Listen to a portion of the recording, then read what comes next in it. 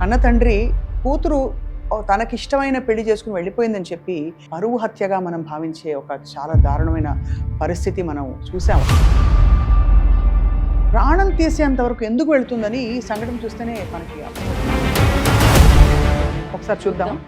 కన్న తండ్రే కూతురి ఛాతి మీద కూర్చొని గుండెల మీద కూర్చొని అత్యంత దారుణంగా హత్య చేసినటువంటి ఘటన ఇప్పుడు పల్నాడులో సంచలనంగా మారింది.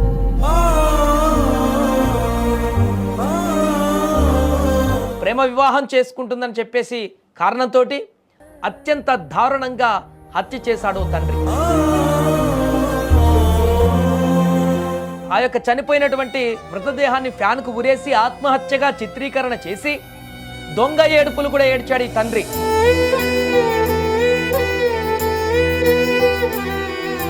ఇక్కడ ఇతనికి ట్రిగ్గర్ పాయింట్ ఏంటి అంటే పరువు.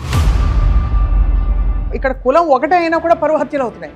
ఇప్పుడు అతను ఏ కులమో మనకు తెలియదు. సేమ్ కులంలో పెళ్లి చేసుకున్నా కూడా తనని కాదని వెళ్ళిపోవడం అన్నది అక్కడ పాయింట్. నీకు మనసు విశాలం ఉంటే నీ కూతురండి ప్రేమ ఉంటే తీసుకొచ్చుకో, లేకపోతే తెగదెంపులు చేసుకో. ఎవ్వరు కూడా వాళ్ళ కోసము వాళ్ళ బంధాల కోసము చేసేది కాదు.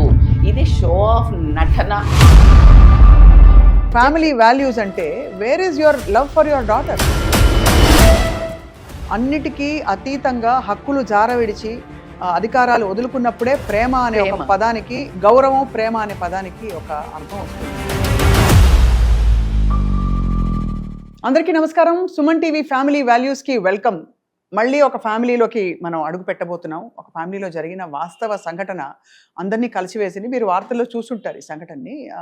కన్న తండ్రి కూతురు తనకిష్టమైన పెళ్లి చేసుకుని వెళ్ళిపోయిందని చెప్పి తనని ఇంటికి పిలిచి మరి పరువు హత్యగా మనం భావించే ఒక చాలా దారుణమైన పరిస్థితి మనం చూసాం ఆల్రెడీ వార్తల్లో. మీరే ఒకసారి చూసే లోపు ఇవాళ మరి ఈ క్లిష్టమైన సమస్యకి పరిష్కారం ఎవరు చెప్తారు, ఇలాంటి సంఘటనలు జరిగినప్పుడు మనం ఏం చేయాలి, ఎలా ఆలోచించాలి, మనతో పాటు ట్రాన్స్ఫర్మేషనల్ కోచ్, ఫ్యామిలీ కౌన్సిలర్, మంచి చెడు ఇలా చక్కగా విడమర్చి ఇలా ప్లేట్లో పెట్టి అందిస్తారు Rajitha Mainampalli garu. She's here with us. Welcome Rajitha garu. Thank you Swapna, means a lot having me here. Yeah, ఇవాల్టి రోజుల్లో కూడా పరువు హత్యలా అంటే మరి ఏం ఆలోచించి తల్లిదండ్రులు అంత వాళ్ళకి ఈగో హర్ట్ అవుతుందా, లేక వేరే కులంలోకి వెళితే పిల్ల కష్టపడుతుంది అనుకుంటారా, వేరే మతంలోకి వెళితే ఎందుకు అంత అసలు ప్రాణం తీసేంత వరకు ఎందుకు వెళుతుందని ఈ సంఘటన చూస్తేనే మనకి అర్థమవుతుంది.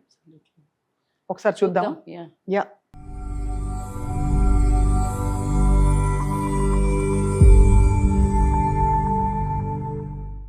కన్న తండ్రే కూతురి ఛాతి మీద కూర్చొని గుండెల మీద కూర్చొని అత్యంత దారుణంగా హత్య చేసినటువంటి ఘటన ఇప్పుడు పల్నాడులో సంచలనంగా మారింది. కన్న తండ్రి ఇంత దారుణంగా, కర్కశంగా, రాక్షసత్వంగా ఉంటారా అని ప్రశ్నలు ఉత్పన్నం చేస్తుంది ఘటన. ప్రేమించిన అతన్ని పెళ్లి చేసుకుందనేటువంటి కారణంతో, తనకిష్టం లేని వ్యక్తితో ప్రేమ వివాహం చేసుకుంటుందని చెప్పేసి కారణంతో, ఆ కోపంతో కన్న తండ్రే ఆ బిడ్డను ఎలాంటి మమకారం లేకుండా, మమకారాన్ని మరిచి విలన్గా మారి పెంచి పెద్ద చేసినటువంటి ఆ చేతులతోటే అత్యంత దారుణంగా హత్య చేశాడు తండ్రి. కూతురి గుండెలపై కూర్చొని గొంతు నులిమి చంపేశాడు. విషయం ఏంటంటే, ఇంక మరో ట్విస్ట్ ఏంటంటే, ఇక్కడ మొదట తన బిడ్డను చంపి ఇంత దారుణంగా హత్య చేసిన తర్వాత మరలా ఆ యొక్క చనిపోయినటువంటి మృతదేహాన్ని ఫ్యాన్కు ఉరేసి ఆత్మహత్యగా చిత్రీకరణ చేసి దొంగ ఏడుపులు కూడా ఏడ్చాడు ఈ తండ్రి. ఎవరికి అనుమానం రాకుండా, వచ్చేటటువంటి బంధువులు కానీ, చుట్టుపక్కల వాళ్ళు కానీ, ఇంట్లో వాళ్ళు కానీ, మిగతా వాళ్ళు కానీ ఎవరికి ఎలాంటి అనుమానం రాకుండా తన బిడ్డ చనిపోయింది అన్న గుండెలు బాదుకుంటూ ఏడ్చినటువంటి ఏడుపు అసలు మామూలు యాక్టింగ్ కాదు. అది అంత దారుణంగా ఏడ్చి కన్నీళ్లు పెట్టుకున్నట్టు నటించి దాని వెనక ఉన్నటువంటి ఈ రాక్షసత్వం ఈరోజు బయటపడింది. మొదట ఆత్మహత్యగా అనుకున్నప్పటికీ కూడా పోస్టుమార్టంలో నివేదికలో పోస్టుమార్టం చేస్తున్న సందర్భంలో ఇది అనుమానాస్పద మృతిగా పోలీసులు ధృవీకరించారు.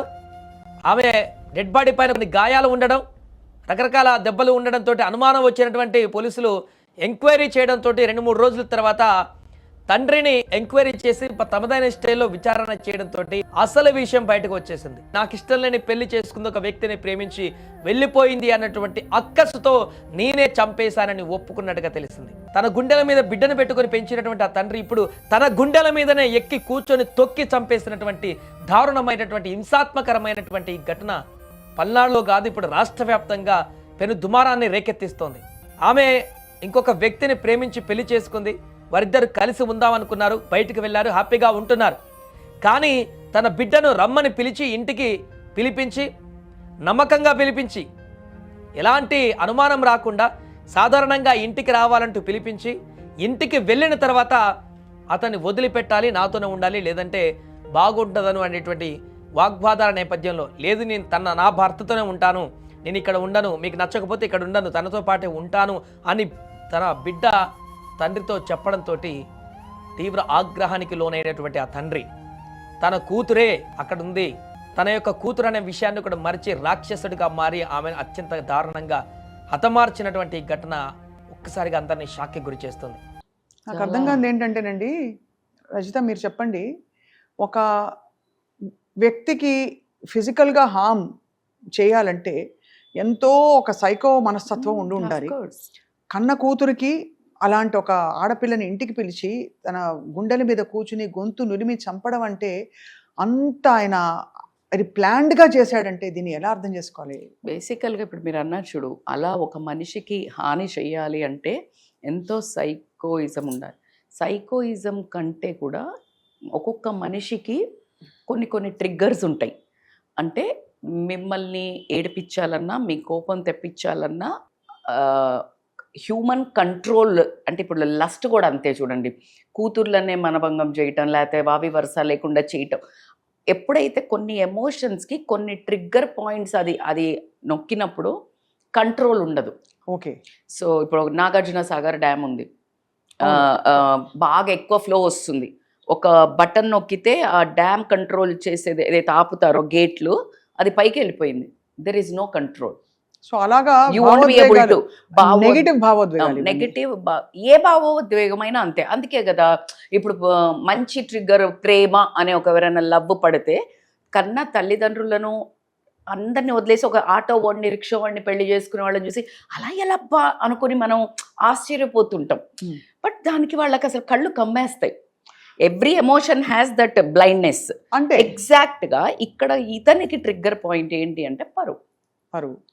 ఈ దరిద్రం ఏంటంటే అదే, అంటే ఇప్పుడు అమ్మ ఇది తల్లిదండ్రులు కాదని వివాహం చేసుకుంది, కులాంతర వివాహం చేసుకుంది, అదర్ క్యాస్ట్, కమ్యూనిటీ, రిలీజన్, అవన్నీ తర్వాత మాట్లాడదాం.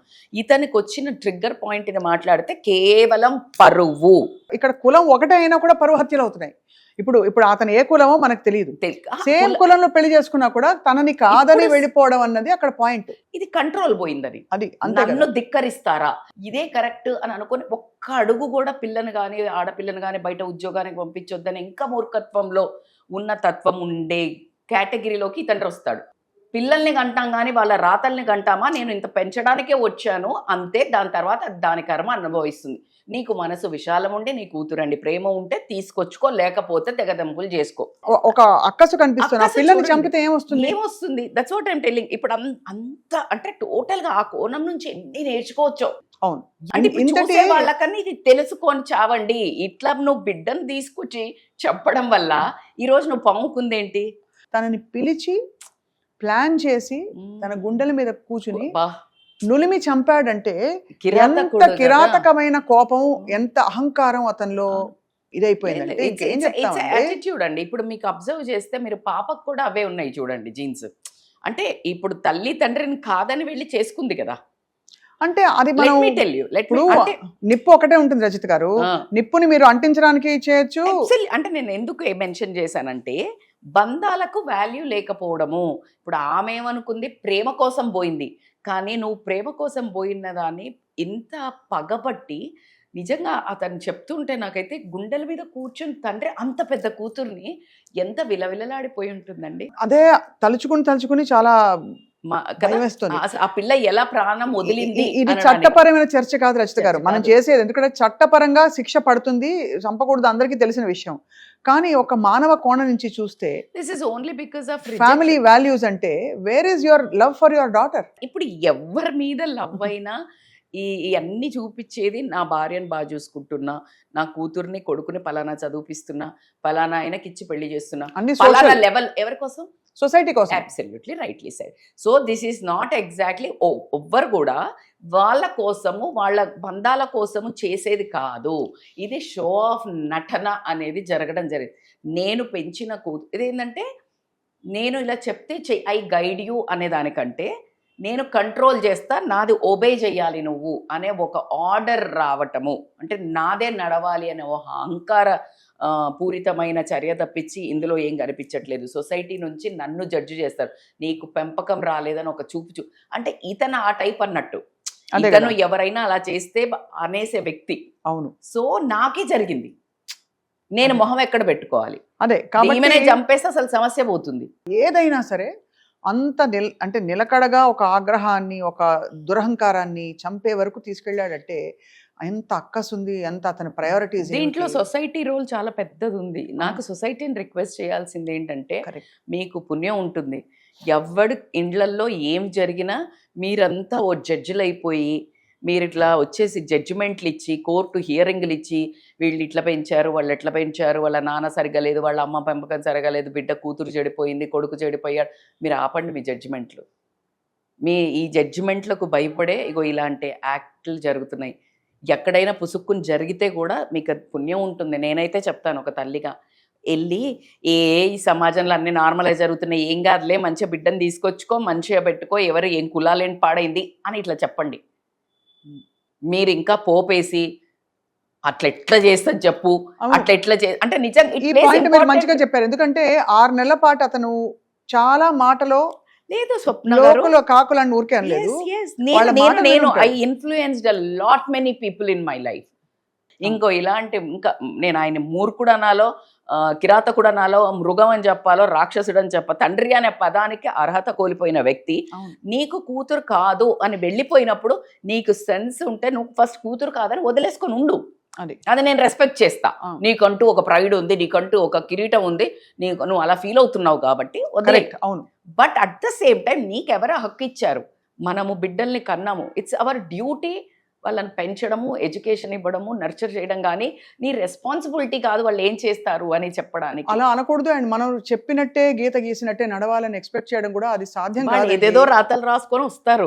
అయితే వాళ్ళ విచక్షణకి వాళ్ళు అంటే మేజర్ అయిన తర్వాత వాళ్ళ నిర్ణయాలు వాళ్ళు తీసుకునే హక్కు వాళ్ళకు ఉన్నప్పుడు వాళ్ళకి విచక్షణ నేర్పచ్చు. కానీ ఒక పాయింట్ అయ్యాక కాదని వెళ్ళిపోయిన కూతుర్లని, పిల్లలని మనం ఆంక్షలు పెట్టినా కూడా బాధపడేది. ఆంక్షలు నువ్వు మాట్లాడకు, వదిలే, ఇవన్నీ ఓకే అబ్బా, ఇదేంటి, ఇది చాలా ఇది ఎక్స్ట్రీమ్ కదా. నువ్వు గైడ్ చేయి కల్చర్లో. ఇప్పుడు పెళ్లికి ముందు ఫిజికల్ గా పోవద్దు బిడ్డ, ఇక్కడ నువ్వు స్ట్రాంగ్ ఉండు, వార్నింగ్ చేయి, కోపం చేయి, ఇవన్నీ చెయ్యి, నీకు హద్దుల్లో పెట్టుకో.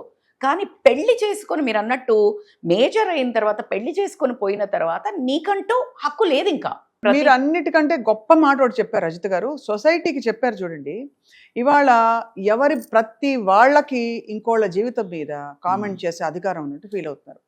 సోషల్ మీడియా వచ్చాక అయితే మరి దరిద్రం అన్ని విషయాల మీద వాళ్ళు ఇంట్లో చూసుకోరు. అదే ఒకటి బాగా చూపించారు, బాధ్యతగా ఒక మంచి మాట చెప్తే తప్పేమీ లేదు, అందరూ సొసైటీగా ఉండాలి కాబట్టి.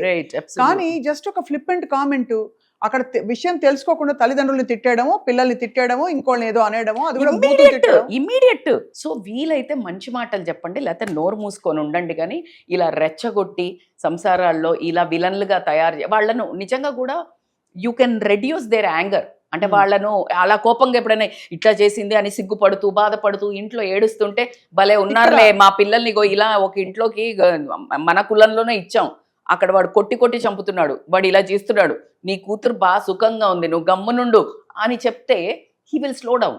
ఇక్కడ ఒక్క మాట రజిత గారు, మీరు దయచేసి మనకి ఫ్యామిలీ వాల్యూస్ అంటే ఇది చట్టాలు, హక్కులు, అధికారాలు కాదు, అన్నిటికీ అతీతంగా హక్కులు జారవిడిచి అధికారాలు వదులుకున్నప్పుడే ప్రేమ అనే ఒక పదానికి, ఒక గౌరవం, ప్రేమ అనే పదానికి ఒక అర్థం వస్తుంది.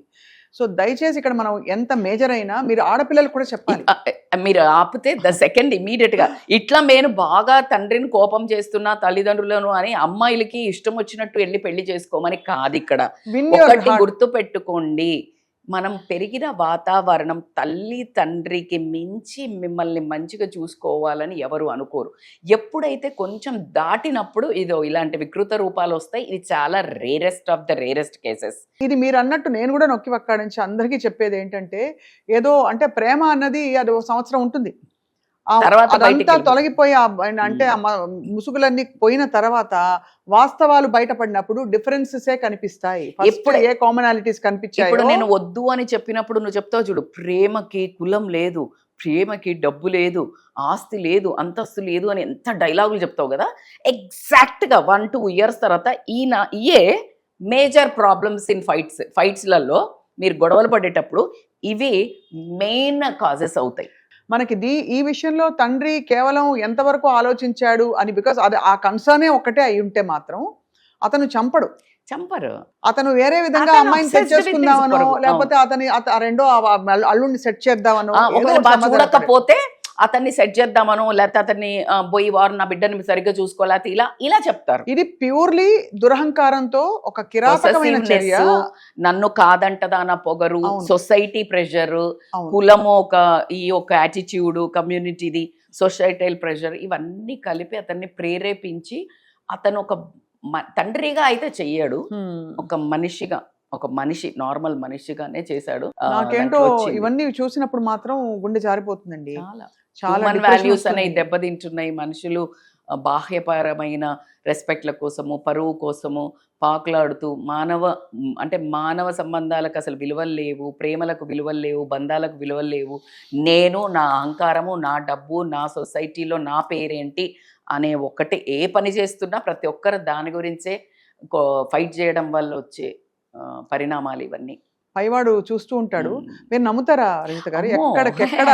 ఎక్కడికక్కడ కర్మలు మనుషుల్ని వదిలిపెట్టవనే లేదు, వాస్తవాలు మనం 100%. చాలా చూస్తాం. ఆ కర్మలు వదిలిపెట్టవు. ఒకవేళ ఏదైతే కొన్ని జరిగిన వాస్తవ సంఘటనలు జరిగినప్పుడు అది ప్రతిదీ కర్మ కాకపోయినా అది నీ జీవితంలో అంతకే రాసిపెట్టి ఉండి జరిగితే ఆయన మాత్రం నిన్ను నీడలా ఉండి చూసుకుంటాడు అనేది కూడా నేను నమ్ముతాను. ఖచ్చితంగా. బికాస్ నువ్వు ఏమన్నా స్పిరిచువల్ నమ్ముతారా, మీరు దేవుడు లేడు అన్నా కూడా అసలు నీ సిస్టమ్ ఎట్లా నడుస్తుంది? అది మిషన్ ఉందా, స్విచ్ ఉందా? నీ ఇంట్లో నీకు నీళ్ళు రావాలంటే ఇది అవుతుంది భగవంతుడే కదా మరి.